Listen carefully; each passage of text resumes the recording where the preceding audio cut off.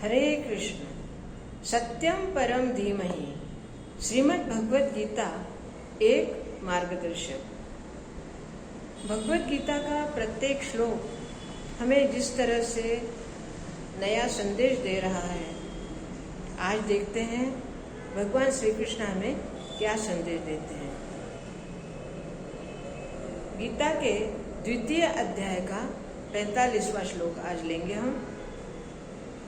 45वां श्लोक है, त्रैगुण्य विषया वेदा निस्त्रैगुण्ये भवार्जुन निर्द्वन्द्वो नित्य सत्वस्थो निर्योग क्षेम आत्मवान।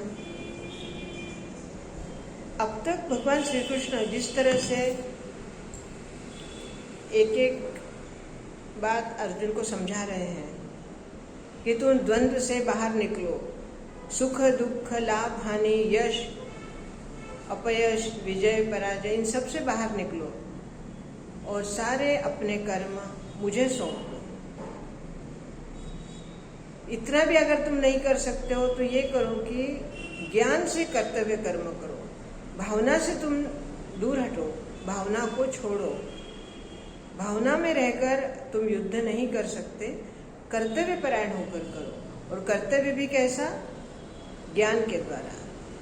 कर्तव्य जब ज्ञान के साथ किया जाता है तो उसमें कर्म बंधन का मोह नहीं रहता और उस कर्म को तुम मुझे सौंपो। अब आगे कह रहे हैं कि तुम इन द्वंद्वों से भी बाहर निकलो। ये सारे द्वंद्व जब तक तुम इनसे बाहर नहीं निकलोगे तब तक युद्ध करने के लिए तुम्हारी जो प्रवृत्ति है वो जागृत नहीं होगी। अब इसमें भी इस श्लोक में भी भगवान यही कह रहे हैं कि वेदों में भी यही बात कही है कि प्रकृति के तीनों गुणों का दर्शन वेदों में दिया हुआ है और कहते हैं कि हे अर्जुन, इन तीनों गुणों से तुम ऊपर उठो। अब ये तीनों गुण कौन से?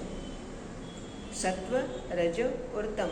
इन तीनों गुणों के आधार पर जो द्वंद्व निर्माण होते हैं उन द्वंद्वों से तुम ऊपर उठो, अर्थात इन द्वंद्वों को तुम परे करो, इन द्वंद्वों में मत उलझो।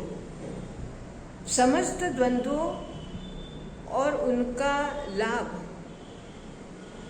इन सब से, इन सारी चिंताओं से तुम मुक्त हो जाओ। अब इतना बड़ा आश्वासन भगवान दे रहे हैं हमारे जीवन में। जैसे मैं शुरू से कहते आ रही हूँ कि प्रत्येक श्लोक सिर्फ श्लोक का अर्थ बताना या श्लोक का अर्थ क्या है वो समझना इतना महत्व का नहीं है जितना उस श्लोक में हमारे लिए क्या संदेश है। क्योंकि श्लोक का अर्थ तो जब हम श्लोक पढ़ेंगे उसके साथ अर्थ हमें समझ में आ जाता है, लेकिन उस अर्थ का हमारे जीवन में क्या प्रभाव है, उस अर्थ को हमारे जीवन में हमें क्या मार्गदर्शन मिल रहा है। अब जैसे इसी श्लोक में हम सोचें तो हम हमेशा इन द्वंद्वों में उलझे रहते हैं। कोई भी कार्य करेंगे तो द्वंद्व पहले आते हैं। इससे लाभ हानि क्या है, लाभ कितना है, हानि कितनी है, क्या हम इसमें विजयी होंगे, हमारी जय है या हमारी पराजय है, हमें सुख मिलेगा या हमें दुख मिलेगा। प्रत्येक कर्म हम इन द्वंद्वों के साथ ही करते हैं और भगवान यही कह रहे हैं कि तुम द्वंद्वों से उठकर आत्मबोध से काम करो। क्योंकि जब तक हम द्वंद्वों में उलझे रहेंगे तब तक हमारी आत्मा इसी में उलझी रहेगी और द्वंद्व ही हमें कर्म बंधन में बांध देते हैं। क्योंकि कर्म बंधन तभी निर्माण होता है जब हमारा विचार जो हम कर्म कर रहे हैं उसमें हम ये देखते हैं कि हमारी लाभ हानि या सुख दुख या सारे द्वंद्व हम देखते हैं। उन द्वंद्वों में जब तक हम उस द्वंद्वों के ही साथ हम कर्म करते रहेंगे तो मुक्ति का या मोक्ष का तो कोई सवाल ही नहीं उठता। और भगवान हमें अर्जुन के माध्यम से ये समझाना चाह रहे हैं कि हे मानव, तुम्हें जो ये मनुष्य देह मिला है, इस मनुष्य देह में तुम किसी भी तरह सारे कर्म मुझे अर्पण कर दो ताकि तुम कर्म बंधन से मुक्त हो सको, और तुम्हें मुक्त करके ही मुझे आनंद मिलेगा।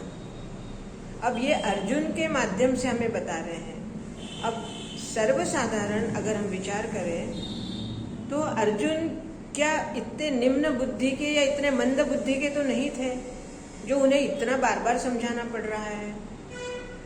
तो यही बात हमारे समझने के लिए कि प्रभु हमें बार बार समझा रहे हैं कि कर्म करो, लेकिन उस कर्म को मुझे अर्पण करो,